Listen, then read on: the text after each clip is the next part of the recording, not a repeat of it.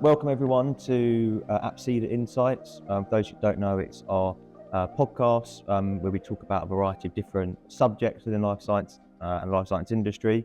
Today I'm joined by Ben, our CEO, and Michael, our CCO. And it's a slightly different take today. We have a bit more personal episode where we're going to dig in to what's gone well in 2024, but also, more importantly, the challenges that us three have faced as leaders. So hope you enjoy. Talking how we're feeling from start of 2024. Obviously, we had a really good 2023, really good 2022. Apsida was flying straight out the traps from inception. Then obviously 2024 happened. So we should talk about how you guys are feeling coming into that year. Yeah. I don't know about you guys, but I entered 2024 with optimism. Really, like we'd at the end of 2023, we talked about plans and what we're going to do, expansion, etc., in different markets, whatever we're going to go into. And there was huge amounts of optimism about what we could do because we'd come off the back of a really good year or good few years. So early on in the year, I think I personally felt great. I thought, this year's going to be really good. And then it kind of nosedived pretty quickly from there, didn't it? Yeah. And it became apparent that it wasn't, or the market wasn't as buoyant as we thought it was, and it started to dip. And even at that point, I think sort of early January, February, maybe there was a naivety of, I'll be all right, it's just a bit of a dip, it'll kind of come back, which... Why do you think there was a dip in the market? I get asked that question a lot from clients and candidates. It was always going to happen though, wasn't it? Like with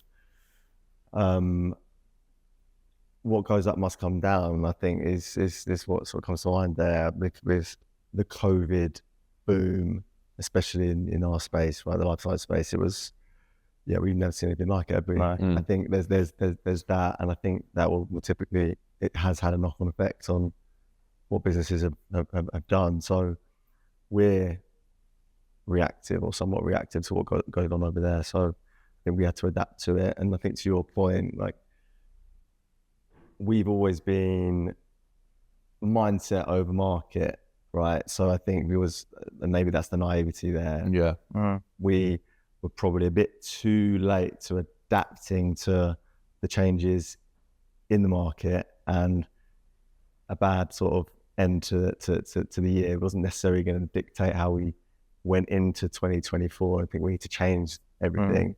But as you said, do you remember, like early on in the year, we were using the phrase like outwork the market. So like just increase your productivity output, which, there is some truth in that and some value in that. But the word you used there was adapting to it. I don't think we did that. And not quick enough anyway. With the outworking the market, I think that will always be we want to be better than the market. We want to be better than our competitors. But it's you can't just throw a load of shit at the wall and hope that doesn't work. That's never been our style. No.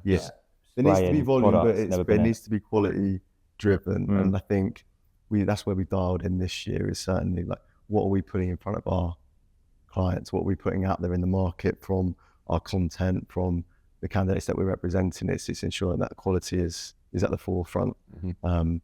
In addition to obviously working really, really hard on outworking the market. I also think I hear a lot from people in the market, candidates, clients, and there's a lot of noise around the elections that happened this year in the UK and also the US as well. I don't personally know how much truth there is in that, and like how much that actually affects the market. But I think the fact that people talk about it and go, well, there's uncertainty with what's happening in the US, and is Trump going to get in, all of that sort of stuff. I think just speaking about it and being out there affects the market. Yeah, it kind of creates it to slow down. It's the same when Christmas and New Year comes up. People are going to slow down in December or January, but it doesn't really. You can't. It's not more difficult to find a job in December than it is in February or March. It's like a big kind of hoo-ha that everything just slows down. Yes, it is factual that people go on holiday and take time off, but companies are still recruiting. That doesn't really make too much of a difference. How are you feeling, Mike, coming into 2024? Obviously, Ben said he was optimistic. Yeah. I think I feel the same. Like, looking back at 2023, we're just going, right, another year of growth. Yeah, I think but we've done this for quite a long time now, haven't we? A few grey hairs on the boys. Yeah, I mean, Best for you. Some more the numbers. I mean, like 10 plus years in this space. That is not, it's not a short time at all. So I think, and I probably speak on behalf of you guys, that we back ourselves. So how did I feel coming into 2024? No different to how I felt coming into 2023 or 2022 or 2021. Yeah. Like really, really optimistic and positive. I think we only saw a dip in Q4 of 23, didn't we? Like Q3, Q2, Q1, it was still really good. So yeah, like one bad quarter or one dipped quarter wouldn't kind of change how we feel. But I'm very glad that we went through that sort of time early on in the year. It was almost like Q4, Q1. It doubled down on how sort of tough it was, and we had to adapt really, really quickly. We had to change things. We had to do what we needed to do to, I guess, get the business into a spot which is more sustainable and drives the right behaviors. So yeah, I think a slight mindset shift early on, but I wouldn't say dramatically felt any different to normal. No. Yeah, you said obviously feeling optimistic, feeling positive, and then 2024 happened. You had to change, you had to adapt. I think speaking for me personally, having that down period in 2024 made me a much better leader, recruiter, business owner. I almost feel that I'm happy that kind of happened in a weird way, because I've come out the back of it a better person, better manager, better leader. How would you guys kind of reflect on that? Yeah. I use the word humbled a lot. I think we probably needed a bit of a humbling. Like, business has been going now 5 years, and every year after year it was growth, wasn't it? From a NFI standpoint, from a headcount standpoint, from office, like, everything was growing. We were growing, and I think a lot of that growth was down to the fact that we were in such a good market, and we obviously rode that wave. But humbled is the word I use, because it kind of forced us to take a step back and go, like, what are we doing well and we need to continue, and what are some of the things that we just aren't. So, like, I'm grateful for it, really grateful for it, really grateful for humbling, because it's where you sort of grow, you learn and grow when you forced to deal with a bit of adversity. And hands down, we are much more set up now to scale due to the new systems that we got in place, and all that good stuff, which I'm sure we'll get into later today. But I feel a lot more confident in the business now, regardless of numbers and performance. The COVID high is definitely it's different now, but feeling good for the humbling, in short. I totally agree with it. I think you need that in every walk of life, right? You almost get into an autopilot mode where you're just going through day by day. Coasting. Yeah. And I think almost, that's a bad position to be in as well, when you're just coasting and you're not being challenged. You're just steady.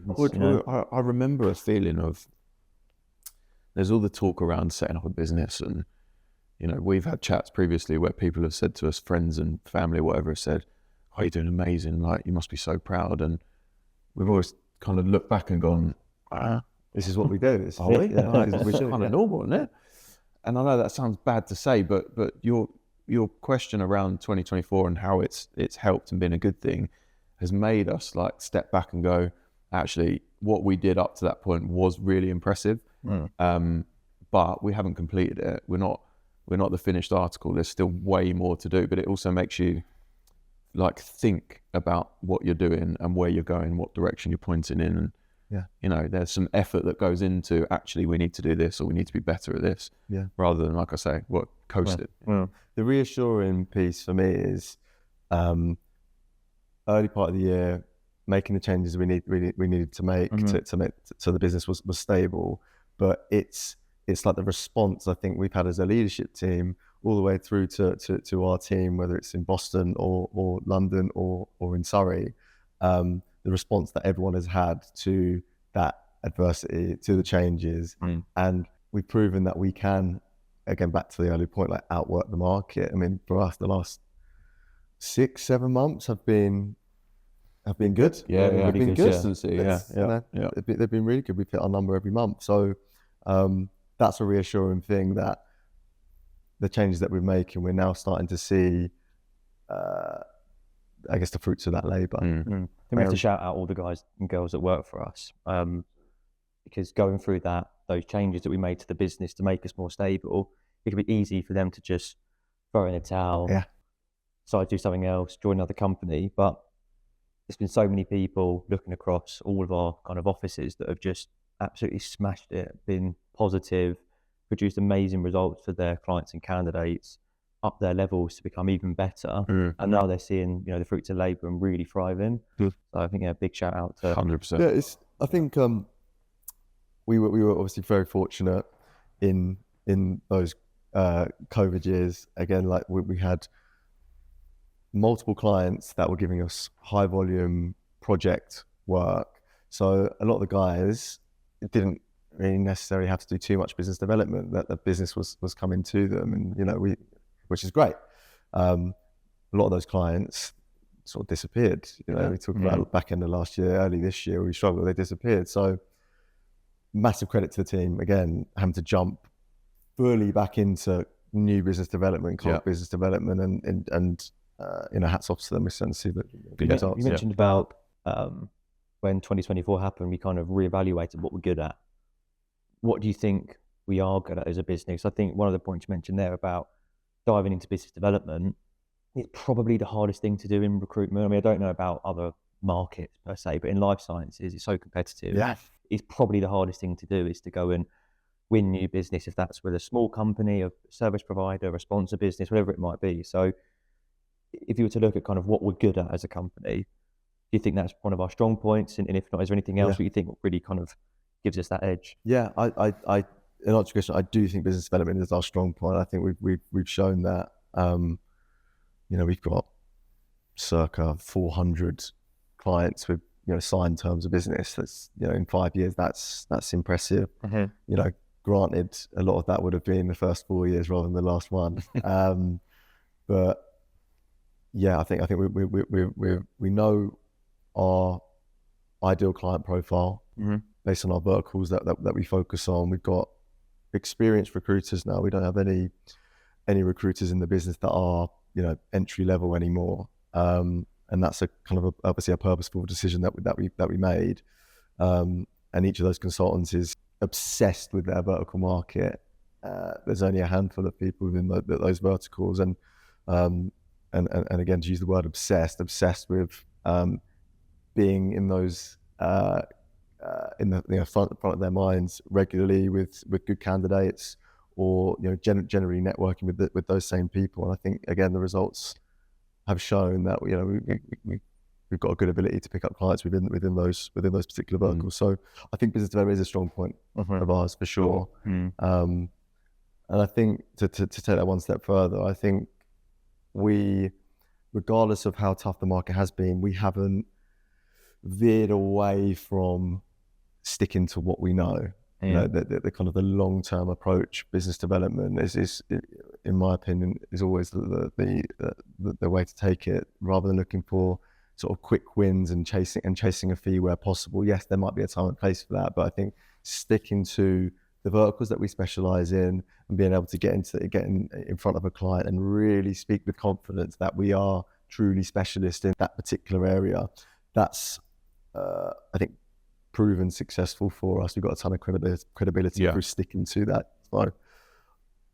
So yeah, that's, I would say, our kind of our strong points from a business perspective. It's the old cliche term, isn't it, that we've used thousands of times over the years, the inch wide, mile deep, and the guys have stuck to that down to a T, which has meant that they've got the ability to be among the best, if not the best, in their market in that particular job. A lot of companies say that they have vertical markets in their specialists, but I'd question how many companies can actually say they live and breathe that and go as far as how far we break it down.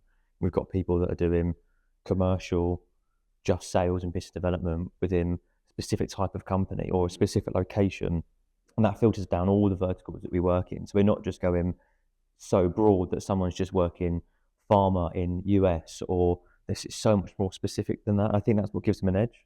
Yeah, I totally agree. I also think it comes down to the senior leaders that we've got within the business and their almost training or integration into recruitment. We're all fortunate that we have similar views on that, and we recruit and we were taught in the same way. So as much as there's a lot of noise in the market over the last couple of years around AI and new tech tools, etc., that can help you do the job, although we've embraced some of them, we've stuck true to what has always worked and been old school in the approach, like the targeted clients and the outreach by the phone, not spamming a load of LinkedIn messages or emails and waiting for our phone to ring, sort of thing. So we're lucky in that our senior guys, our experienced guys, our managers and directors, etc., have always embraced that and lived and breathed that. So anybody that comes into the business has seen it, has been taught it, and is being shown it day in, day out. So I think that's definitely helped us as well. Yeah. What would you say is the biggest, if we were to kind of move on from 2024, what would you say is the biggest thing you've learned about 2024? And that could be about the business, it could be yourself. What's the biggest kind of takeaway, the biggest thing that you've learned in 2024? For me, focusing on daily inputs as opposed to the result. Again, if we use the COVID period as an example, we definitely got carried away with the fact that we were producing these amazing numbers and didn't actually dive into how we were getting there, like what our consultants, what we were doing to generate clients or to deliver a really good service for our clients. Because it sounds bad, but you could sneeze and pick up a job. Yeah. You could send out LinkedIn out 10 LinkedIn. You could send out 10 LinkedIn messages, and you'd fill the job. And great, if that's what it took in that time, fantastic. We obviously done well. But I think with where it's at now, deals don't come as easy, vacancies don't come as easy, clients don't come as easy. So it's really getting granular on what are those daily activities that will get you there. And if someone has a bad month and they don't do a deal, which thankfully hasn't happened too frequently in the last 6 months, but if that does happen, it doesn't mean they're a bad recruiter. Or equally, if they do a deal in a month or they pick up a client, that also doesn't make them a good recruiter, right? Because it's it could have just not fallen for them, or just fallen to them easier than. So I think our thing is super consistent with the daily and weekly inputs that we know drive the right activities and should generate the right results over time. You do that consistently, the results will come. As we said earlier, we've been doing this for quite a long time now, and we're not rewriting the rule book on how to do this job. It's traditional approach, it's relationship driven, it's those things. So being consistent with the inputs and not getting too sucked into the end result is probably my biggest takeaway. And that served us well this year. This served us well. Being consistent on that, on those inputs has led to results. Not getting too sucked into that end thing that's been massive for me. I would say the biggest thing. Yeah, the word that I was going to fall upon was consistency for me. Like the biggest takeaway, and not just what you're talking about in the guys' inputs and the CVs out, phone calls, etc., the daily stuff, but across the business, the way that we approach a day, and I mean we as in the whole business, us three, everybody down, the way that we communicate and making sure that is consistent as well. Because it's really easy to, if you compare it to football, for example, it's really easy for a team to react for the first 5 minutes of a game if their manager's gone crazy at half time. But the best teams are the ones that take that and they continue it throughout the whole of the second half, if that makes sense. So it's about us having that similar approach as well, making sure that if we're communicating in a certain way or directing guys in a certain way, that that message is true and consistent throughout that. So yeah, consistency is the word, I think, across every area. I think it's a good point. I think for me, it's almost a mixture of the both, but how important culture is to the performance of any business, not just ours, but others.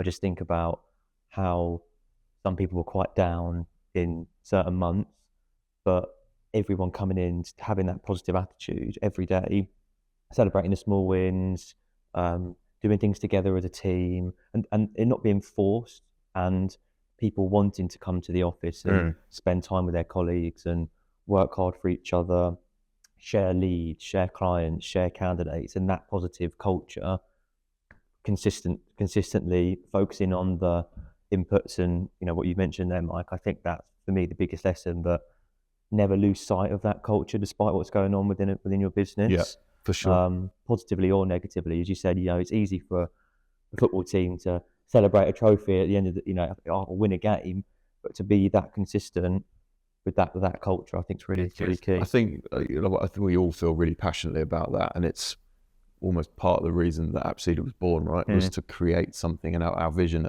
right at the beginning, and this hasn't changed, was to create something that people wanted to be a part of.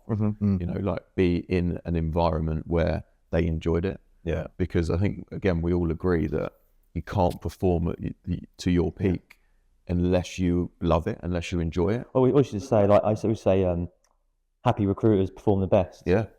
And that is factual. If they're happy, any business, any person, if you're happy in your work, you'll perform. If you're down in the dumps and feeling shit, then you probably won't. There's also the side of it, which is like, this is such a hard job, especially of late. Like, being a recruiter is tough, isn't it? Yeah. Like, I always say it's the best and worst job in the world, because it's the best job in the world when you're banging in deals and you're earning loads of commission, and you do whatever you want with that commission, right? Because it's the ability to earn it's incredible. But it's also the worst in the world, because you can't dictate that candidate drops out last minute because they're something's happened in their personal life. You can't dictate that. So back to the culture and the environment thing, like, that has to be really consistent. To your point, it has to be positive. It has to be collaborative to get through those difficult moments, because there will be tons of them. You got to enjoy working with the people you're working with and the environment that you're in. It's also linking into that, like the amount of companies that hire on skill set or experience, and again, I think we've spoken about it a lot, is hiring on mostly attitude and the person. Well, the values that we have, the values, see the values, interviewing on that, hiring on that, made all the difference. So all of our team that have stayed and been good at their jobs or gone on to be excellent in over the last few years all have those values. Yeah. Kind of 10 out of 10. Yeah. I think that's a really interesting point that you make there. We've obviously spoken a lot about some of the negatives of 2024 and some of the struggles we've had as a business. There's also been some amazing work that's happened in 2024, and there's been some huge milestones that we've achieved that probably at the start of 2024 we probably thought would never have happened. One, we managed to get all three of us in Boston all at the same time, navigating diaries. It was snowing as well.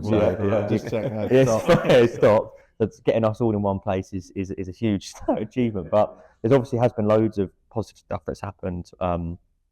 Stability and stuff like that. It's all great. But if you talk about some of the milestones that we've made and some of the real key things that we've achieved so far, I mean, the year's not over. We've still got 20 odd days to go roughly. So what would you say has kind of been one of the milestones that we've achieved? I think the biggest one probably of late is the opening of London and hiring Harry to come in and build a new empire effectively for us, focus on a new type of client, a new area that historically we haven't done much in, because to the point that we were talking about earlier, we haven't specialized in that particular area, so we've never really kind of gone after it, because we've always been very good at kind of winning small retained projects or with smaller businesses across our specialist vertical areas. That's always kind of been our real strong point. But bringing in someone like Harry to his skill set, as you say, is different, isn't it? And he's been with the business for a short while now, but done some great work already, utilizing his network and winning new clients for us as a business. So that's a massive milestone that I think if we'd have thought 5 years ago that we could attract somebody of that caliber and have, you know, a London office and be talking about 2025 growing a team in London, you know, that was a pipe dream back then, wasn't it? So to think that it's actually playing out now is No, I think great. it was always on the cards, wasn't it? We knew we wanted to be in London at some point.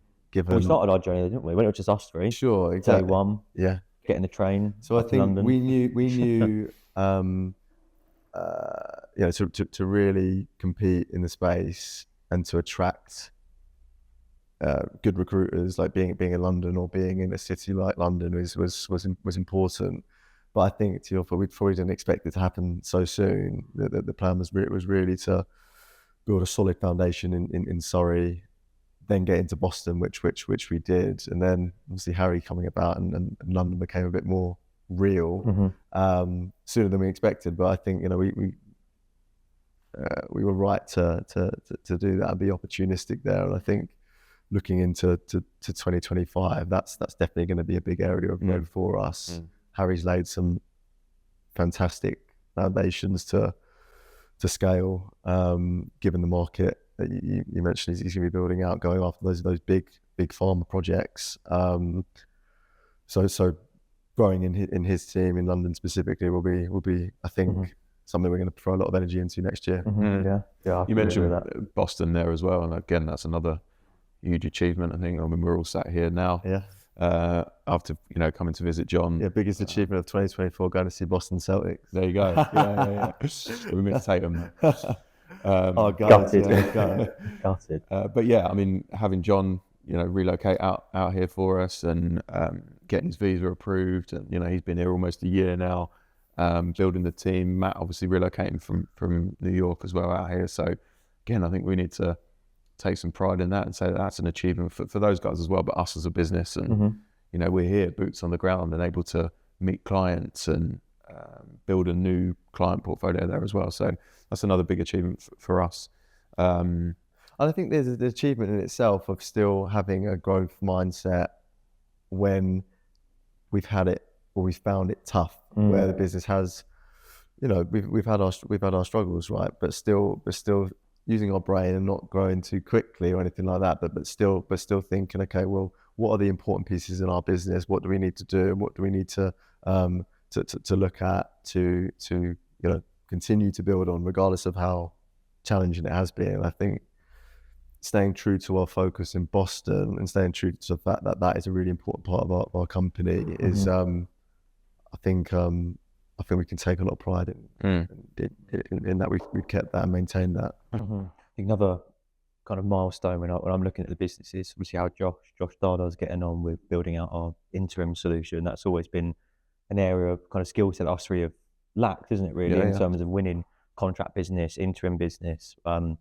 having Josh now really kind of making some big steps in that particular field and working with different types of clients that we wouldn't stereotypically work with, I think it was also a huge success, which is going to play a massive part in the future of Absolutely. Apsida. Yeah, he's led some really good kind of groundwork this year and started to ramp it up. So it's those foundations for huge growth and catapulting the runner book forward is there ready to happen next year. So yeah, I agree. So if we were to look forward in terms of 2025, how are you guys feeling about it and kind of what's on the horizon? Trying not to be too optimistic. Cautiously optimistic. I think that's such a good question, Jamie. So I think because we've just reflected on how we felt at the start of 2024, and me saying, well, no different to how I felt in 2023 and 2022. This time it is different, but again, it kind of going back to the fact that we've been somewhat humbled. We've had to really look at what we do well, what we need to change, etc. I think cautiously optimistic is probably the way that I would say. Yeah. So like before, it was like optimistic because we know we're good because we've always been good and we've been smashing it. Now it's like, well, we have the reassurance of knowing that we're good because we've been able to thrive in a challenging market, and that was really purposeful, the changes that we made to get to that point. But the cautiously optimistic piece is there because I wouldn't necessarily say the market's better, Like, we're doing good, but it is getting better, you know. Bit by bit by bit. Yeah, but it's not dramatically it's better. still really still volatility. It's still really volatile. So the cautiously optimistic piece is like, I need to have the mindset of we're only as good as our last month. So if we get too complacent with the fact that we've hit our target every single month for the last 6, we completed it, we're gonna fall off a cliff in January if we think like that. So I think the cautiously optimistic approach of keep doing what we're doing, be consistent, and there's no reason why 2025 is not going to be really successful. Anything else to add to that, Ben? No, like I joked at the beginning, like not having too much optimism around it, but I am optimistic. I am confident about what we've planned and the changes that we made that you mentioned earlier this year that have filtered through into some successful months back to back. And there's lots of things to be excited about next year. We've used the term before, aces in places, right? But we're generally at a time now where we do have aces in places. The people that are leading projects or focusing in a particular area are the best at doing that. And, it's our job to make sure that they have the support to execute on that. But I think we've got the right people in the right places doing the right things at the moment. And if we keep our foot on the gas for that, then next year could be huge, Yeah, no, I agree. Well, thank you for joining us today on the sofa. Boston sofa, the famous Boston sofa. It could be a tradition now every time. I think the next one that we do, we're going to have another sofa, but in London or wherever else it might be. Yeah. That could be the name of the podcast, the sofa. Sofa sessions. Sofa sessions with Sal. I'm into it. Note that down, Charlotte. But no, thanks for joining and answering the questions. Obviously been a bit more personal episode this time around. So if you enjoyed listening to what us three have got to say, please let us know, and something that perhaps we'll do more often. Thank you for joining.